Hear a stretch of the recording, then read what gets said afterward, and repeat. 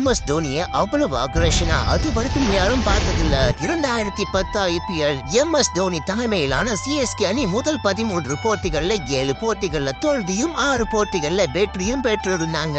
தர்மசாலாவில் நடந்த கடைசி league போட்டியான Kings 11 பஞ்சாபுடனான போட்டியில வெற்றி பெற்றாதான் அரையிறுதிக்கு தகுதி பெற முடியும் CSK அணி. 18 ஏப்ரல் 2010 நடந்த இந்த போட்டியில குமார சனகாரா தலைமையிலான பஞ்சாப் அணி முதல்ல பேட்டிங் செய்து 3 விக்கெட்டுல மட்டுமே இழந்து 192 ரன்கள் குவித்து இருந்தாங்க. ஷான் மார்ஷ் 57 பந்துகளை 88 ரன்களை விளாசி இருந்தாரு. இர்ஃபான் பதான் 27 பந்துகளை 44 ரன்களை பொழந்து இருந்தாரு. 193 ரன்களை சேஸ் செய்ய வேண்டிய CSK முதல் 27 ரன்களுக்கே தொடக்க ஆட்டக்காரர்களான மேத்யூ ஹெய்டன் மற்றும் முரளி விஜய் ஆகியோரது விக்கெட்டுகளை இழந்திருந்தாங்க.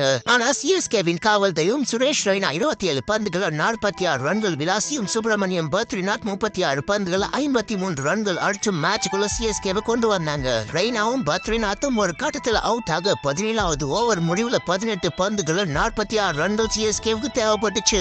MS தோனி மற்றும் மால்வி மார்க்கல் காலத்தில் இருந்தாங்க. 18வது ஓவர்ல 15 ரன்கள் 19வது ஓவர்ல 13 ரன்கள் எடுக்க கடைசி ஓவர்ல CSKவிற்கு 16 ரன்கள் தேவைப்பட்டுச்சு. அந்த கடைசி ஓவரை இர்ஃபான் பதான் வீசினாரு. காலத்தில் இருந்தது MS தோனி. முதல் பந்துல பவுண்டரி, இரண்டாவது பந்துல 2 ரன். இதனால கடைசி 4 பந்துகள்ல 10 ரன்கள் தேவைப்பட்டுச்சு. மூன்றாவது பந்து லாங்கான் திசையில கிரவுண்டுக்கு வெளியே அனுப்பிச்சாரு MS தோனி. கடைசி 3 பந்துகளும் 4 ரன்கள் தேவை. 4வது பந்தை தூக்கி திரும்பவும் கிரவுண்டுக்கு வெளியே அனுப்பிச்சாரு MS தோனி. 29 பந்துகள்ல 54 ரன்களை பொழந்து கட்டி CSKவை செமிஃபைனலுக்கு கொண்டு போனார் கேப்டன் MS தோனி.